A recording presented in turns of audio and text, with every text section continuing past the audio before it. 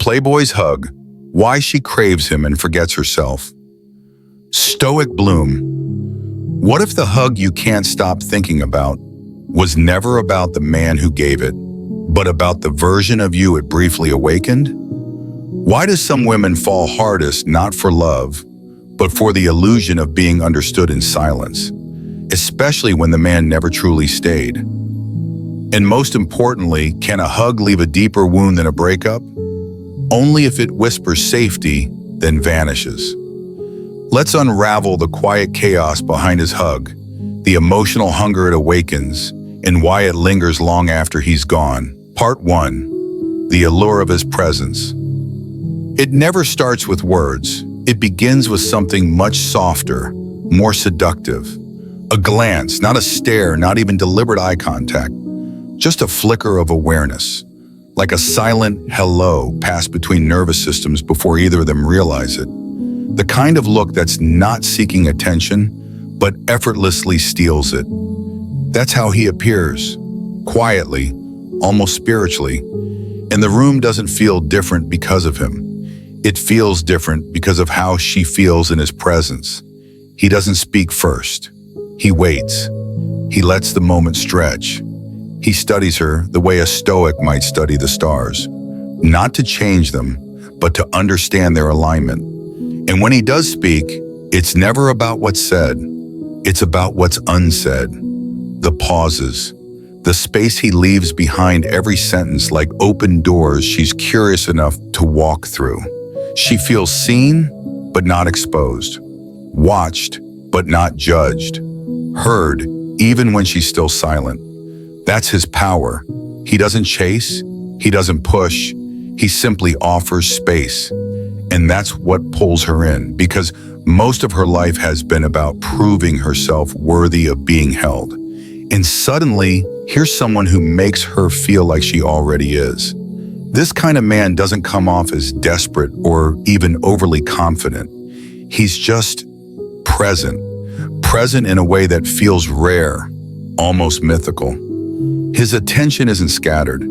It lands softly like a whisper on the back of her mind. She starts to think maybe this is what connection is supposed to feel like. But what she doesn't yet realize is that presence can be practiced, just like restraint can be learned. And just because something feels sacred doesn't mean it is safe. Before we move on, if this sounds like someone you've met or someone you used to be, take a breath and share this video with a friend.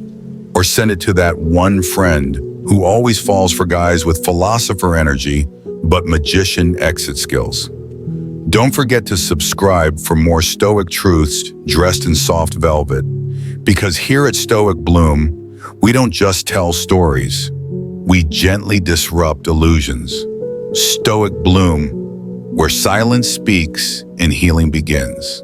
Part 2, the architecture of her softening. He doesn't demand her vulnerability. He simply creates the environment where it becomes inevitable. She's used to pressure, the kind that comes with men who rush connection like a sales pitch, the kind that crowds her with compliments, drowns her in constant communication, and makes her feel like a prize instead of a person. But he's different. He's spacious, intentional, slow in the way only a man who's comfortable with silence can be. He doesn't press for access. He waits at the threshold of her emotional door like a quiet monk outside a temple. And that patience, it doesn't just make her curious. It makes her feel safe. Not safe in the usual way. Safe in the way a child feels when no one is expecting her to perform.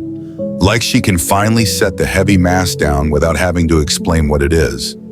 What she doesn't know is that this space he's giving her, this oxygen he offers with his silence, isn't love. It's design. He's not doing it out of reverence for her soul. He's doing it because he's mastered the mechanics of emotional unfolding. The same way a locksmith masters tumblers in tension. He reads hearts like a craftsman, not to understand them, but to open them. And once open, he does not build anything inside. He collects. Every confession she offers, half-formed, wrapped in laughter, masked in sarcasm, He receives with monk-like stillness, not to soothe her, not to love her more deeply, but to measure how much she trusts, because that, to him, is the prize. Not her, not the relationship, but the moment a woman who never lets down her guard finally does. It's not cruelty, it's compensation.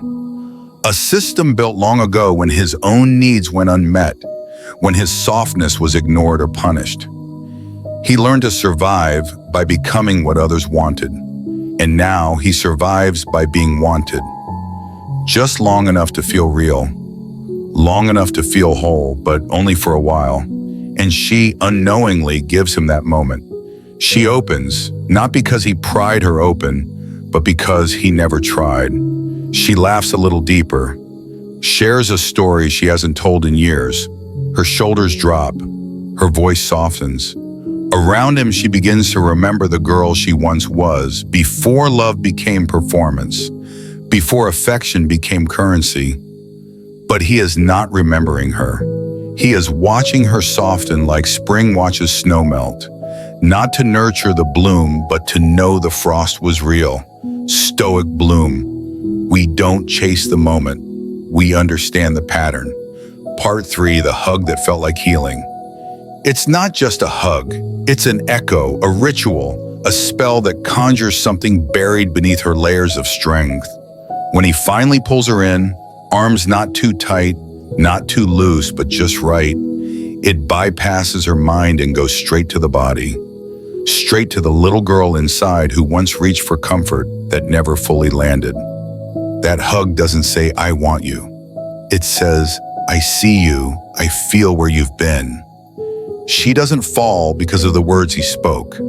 She falls in the silence between his heartbeat and hers, in that pause where no one's asking for anything. No one's performing, where just being held feels like both a reward and a revelation. It's not about the hug itself, it's about what it awakens, the forgotten version of herself that doesn't have to earn affection, that doesn't have to be clever, composed, or charming, just held. And in his arms, she feels, maybe for the first time in years, like she can exhale. Not sigh, not collapse, just exhale. What she doesn't realize yet is that the hug isn't healing her. It's reigniting her hunger for safety, for softness, for stillness. And once that hunger is alive, it becomes tethered not to the man, but to the moment. He gave her a feeling she hadn't accessed in so long. It felt divine. She begins to crave the state of being he creates more than the man himself. And here's the trick. He knows it. He knows that most men give pleasure, but only a few give peace. And peace, when rare, becomes addictive. He doesn't hold her tightly because he loves her. He holds her precisely enough to make her feel remembered. Not by him, but by herself. And that's the most seductive thing of all. She starts to associate his body with home, his scent with safety, his touch with silence. And when he slowly lets go, not physically but emotionally, it doesn't just feel like absence. It feels like abandonment, even if she doesn't say it aloud. Because when someone touches your soul before your skin, their exit echoes longer than footsteps. It's not her body that misses him. It's her nervous system. It's the child in her still hoping that this time someone might stay. If this part hits a little too close to home, don't worry, you're not broken, you're highly observant. And hey, if you've ever mistaken someone's hug for healing, congratulations, you qualify for the Stoic Hug Recovery Club. We meet weekly, no awkward icebreakers, just deep truths and soft landings. Subscribe to Stoic Bloom, share this video with that one friend who falls in love with anyone who owns linen shirts and speaks in pauses. And remember, healing isn't linear, but it is worth laughing at sometimes. Stoic Bloom, where even ghosts have something to teach us. Part 4, The emotional hook expanded 120%. She doesn't crave him, not really. What she craves is the version of herself that only seems to exist when he's near. The soft one, the unguarded one, the self who doesn't calculate every word before she speaks. Around him, she doesn't have to rehearse vulnerability. It flows, unforced, like breath returning to lungs that forgot they were allowed to expand. And that's where the hook lives. Not in desire, but in relief. Because he doesn't just make her feel wanted, he makes her feel weightless. Like the heaviness she's carried for years isn't something she has to justify. Around him, her armor doesn't fall. It dissolves, and for a moment that feels like magic. But it's not magic, it's mechanics. He understands something most people don't. The human heart doesn't fall for consistency, it falls for contrast. The warmest touch feels hottest when it follows cold. The softest moment lands deepest when it interrupts chaos. So he gives just enough of himself to feel extraordinary, then pulls back just enough to make her question if it was ever real. That's the hook. The moment she feels the warmth dip, a shift in tone, a pause between texts, the smile that doesn't quite reach his eyes, it doesn't cause her to recoil. It activates her, because she's not just trying to get him back, she's trying to get herself back. The self he helped her touch, even if accidentally. She thinks she's chasing the connection. But what she's really chasing is the mirror. The moment she felt seen in a way that didn't require her to shine. And that's what makes him unforgettable. Not because he's rare, but because he mirrored something sacred. Something she didn't even know was still alive in her. So she stays, not physically, maybe not even intentionally, but emotionally she stays. She rereads his messages, replays his voice, reinterprets his silence. She starts writing meaning into absence the way poets write verses into blank pages. Not because the silence is profound, but because she is. The tragedy is not that he manipulated her. The tragedy is that he triggered her hope. And hope, when awakened without follow-through, doesn't die, it burns. Stoic bloom. Because the deepest addiction is to who we become in someone else's arms. Part 5, the slow withdrawal. It doesn't happen all at once. That would be too obvious, too honest. No, his exit is a graceful erosion. A day without a message. A reply that comes hours later, shorter, colder, like someone dimming a light instead of flipping a switch. He doesn't disappear, he dissipates. Slowly enough to be deniable, subtly enough that she wonders if it's all in her head. And that's the cruelest part, because she's not grieving a breakup. There was no relationship defined, no promises broken. She's grieving the shift, the absence of warmth she never asked for but grew attached to. The loss of an energy that felt like home, even though it never introduced itself by name. She doesn't text him first. Not yet. She waits, counts the hours, replays old conversations for hidden meaning. Maybe he's busy. Maybe he's tired. Maybe she said something. The mind scrambles to build narratives that excuse emotional distance because the truth, that she was always temporary, feels too brutal to confront. But the body knows. It always does. The nervous system, once soothed by his steady presence, now feels unsettled by its withdrawal. It's like a song she learned to breathe with has been turned off mid-verse. The silence isn't peaceful, it's punishing. And the worst part? She doesn't even know what she's done wrong. That uncertainty, that's what binds her. He knew exactly when to lean in and exactly when to pull back. Not out of cruelty, not even out of malice, but because this isn't about her, it's about him. His need to be needed, but not too long. His hunger to feel significant, but only in moments. He doesn't know how to stay, only how to leave memorably. And because she's still learning the difference between connection and performance, she mistakes his retreat as a call to action. She thinks if she's just more patient, less emotional, more chill, he'll return. But he doesn't come back. Not really. Sometimes he reappears, but never fully. Just enough to stir the dust again. This isn't ghosting, it's haunting. She begins to doubt herself, not because she's weak, but because she's been conditioned to believe that love must be earned. That if it fades, it's because she did something wrong. That if she hurts, it's because she's too much. But no, what she is awake. And that's the most dangerous thing a woman can be after falling for an illusion. If this part made you mutter ouch under your breath, don't worry, you're officially in the high-functioning overthinker society. We don't do trust falls or icebreakers, just weekly doses of, so that's what happened to me. So go ahead, like, comment, and subscribe to Stoic Bloom if you've ever replayed a conversation from 2 weeks ago while brushing your teeth. We're not here to judge your spiral. We're here to help you unwind it, philosophically, of course. Stoic Bloom, where detachment is an art, not a punishment. Part 6, the breaking of illusion. At first, she doesn't understand it. The silence, the shift, the way his warmth vanished like fog when the sun rose. She tells herself he must be tired or overwhelmed, or maybe he's just not good at texting. But slowly, the weight of reality starts to press against her illusions, and they crack, one by one.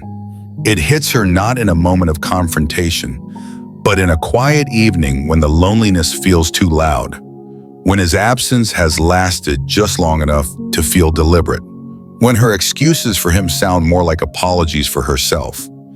That's when she starts to see it, not just what he did, but what she believed. She believed the hug meant something. She believed the look in his eyes was recognition, not rehearsal. She believed the way he made her feel was a reflection of something shared, not something strategically stirred. And yet, she doesn't feel betrayed. She feels foolish. Not because she loved him, but because she abandoned parts of herself just to be near what he represented. It's not his manipulation that breaks her, it's her hope. The realization that she made meaning out of moments that were never meant to last. The body remembers, though. It remembers how safe it felt in his arms. It remembers the relief of being held without performing. It remembers a presence that mirrored something sacred, even if it was temporary. And that memory is what keeps trying to rewrite the truth. But the mind is catching up. She starts questioning what she projected onto him. Did he ever truly see her? Or did she just want so desperately to be seen that she mistook attention for understanding? That's the hardest part of the awakening. Not mourning him, but mourning the self she believed she was becoming with him. He wasn't the destination. He was the detour, a necessary one, a painful one, a beautiful one even, but still a detour. And now, standing in the rubble of illusion, she begins to see the architecture of her own desire, how it was built on longing, not on truth. This isn't the kind of heartbreak that screams. It's the kind that clears, that rinses the eyes, that resets the soul. Because once she sees him clearly, she can finally see herself. Not the woman who was tricked, but the woman who trusted. And there's no shame in that. Only softness, and maybe the beginning of something real. Stoic Bloom, where illusions shatter and self-trust begins. Part 7, the awakening. It doesn't come with fireworks. No epiphany screams through the night.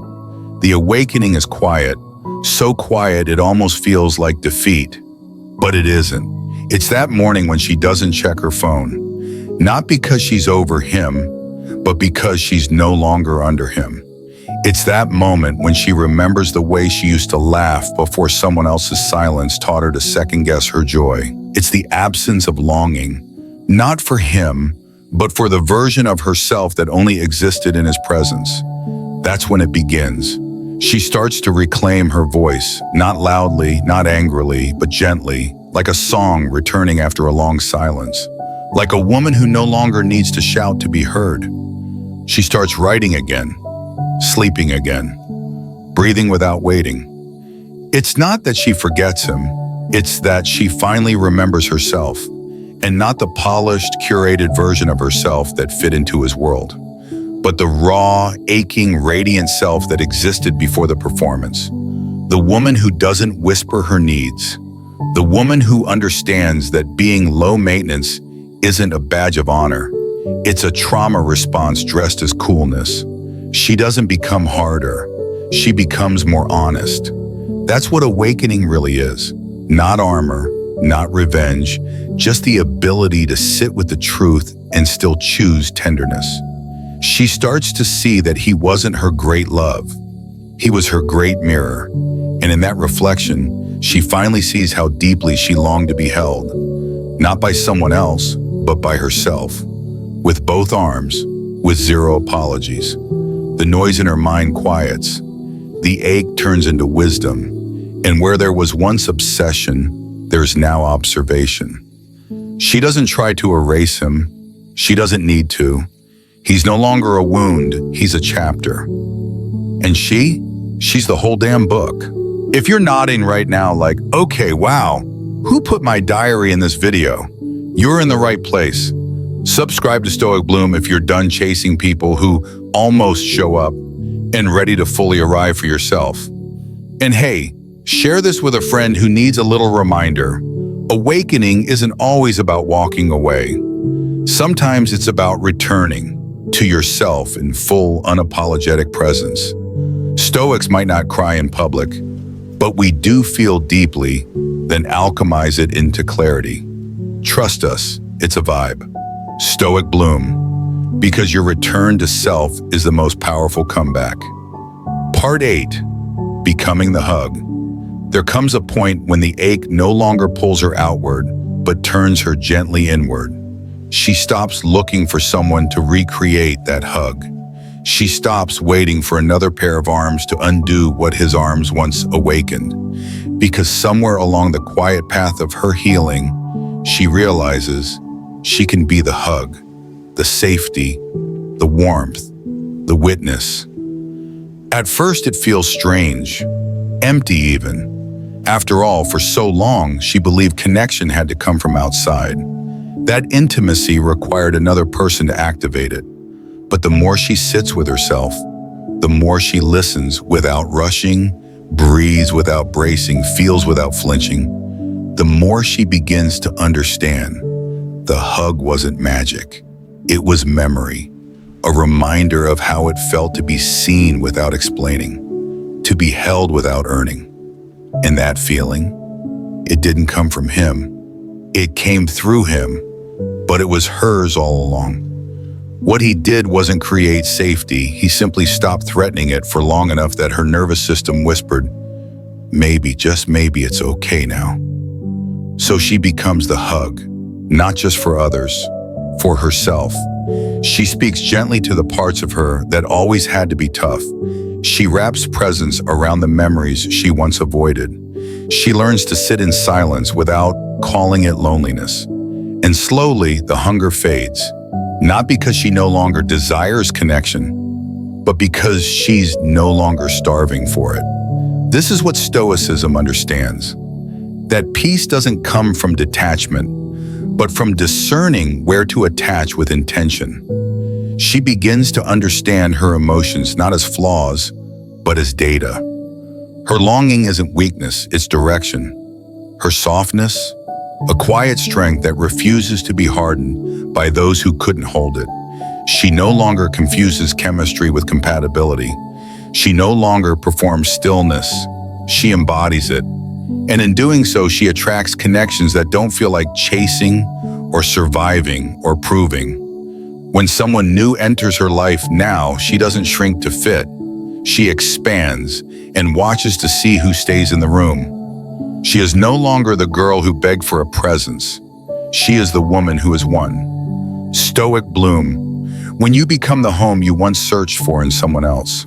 Part 9, the Stoic return to self. She doesn't walk away in rage. She doesn't post dramatic quotes or block his number at midnight. That's not her style anymore. She evolves in silence. The return to herself isn't loud. It's elegant. It shows up in the way she no longer feels the need to explain her worth, in the way she smiles at her own reflection without seeking a witness, in the way her energy no longer scans the room for safety because she's become her own sanctuary. This is what true healing looks like. Not a perfect life, but a deeper ownership of her presence. She stops trying to prove she's not too much. She starts asking, is this space even big enough for who I'm becoming? That's the return. That's the quiet power no one can give her and no one can take away. Because now she knows the most magnetic thing about a woman is her peace, not her perfection, not her prettiness. Her peace. This is where the Stoic in her rises, not because she's cold or closed off, but because she's no longer reactive, no longer ruled by the tides of someone else's inconsistency. She doesn't avoid emotion, she navigates it, with the calm of someone who's visited the depths and come back stronger, softer and wiser. She doesn't beg for clarity, she embodies it. And when someone tries to pull her back into the chaos, into the cycle of almost and maybe and someday, she smiles, not bitterly, just kindly, like someone who's seen the trick before and no longer flinches. She doesn't wait for apologies to forgive. She doesn't wait for closure to begin. Because she's not returning to who she was before him. She's becoming the version of herself that never needed to be validated through someone else's attention. If you've made it this far, congrats. You've officially graduated from the University of Unsent Texts. Your diploma is in the mail, and your tuition was paid in sleepless nights and overthinking marathons. Subscribe to Stoic Bloom if you're ready to stop romanticizing potential and start honoring your own presence. And share this video with the friend who always says, I'm fine, when you know damn well she's Googling, what does it mean if he takes 8 hours to reply? We see you, and more importantly, you're not alone. Slogan, Stoic Bloom. Because self-respect isn't loud, it's just permanent. Final reflection in Stoic healing is not forgetting, it's remembering differently. Throughout this journey, we've unraveled a truth that many feel but few can name. Sometimes what we miss isn't the person, it's the version of ourselves that momentarily came alive in their presence. But the wisdom of the Stoics teaches us this. What awakens within you is yours. No matter who triggered it, you are the source. And you can return to that version, not through another's embrace, but through your own presence. You are not too much. You are just giving your depth to shallow spaces. Here at Stoic Bloom, we create space for that depth to breathe, for your softness to coexist with strength, for your longing to become a guide, not a shame. If this message touched something sacred in you, don't let it fade back into silence. Act on it. Subscribe to join a community where truth is more valuable than comfort. Comment your story, not to impress, but to express. Share this video with someone who's still healing in the dark. You may be the mirror they need. Like if you're done chasing closure and ready to become your own clarity, this isn't just a channel. It's a return, a remembering, a rerouting of self-worth in something unshakable. Stoic Bloom, because what stays is what you build within.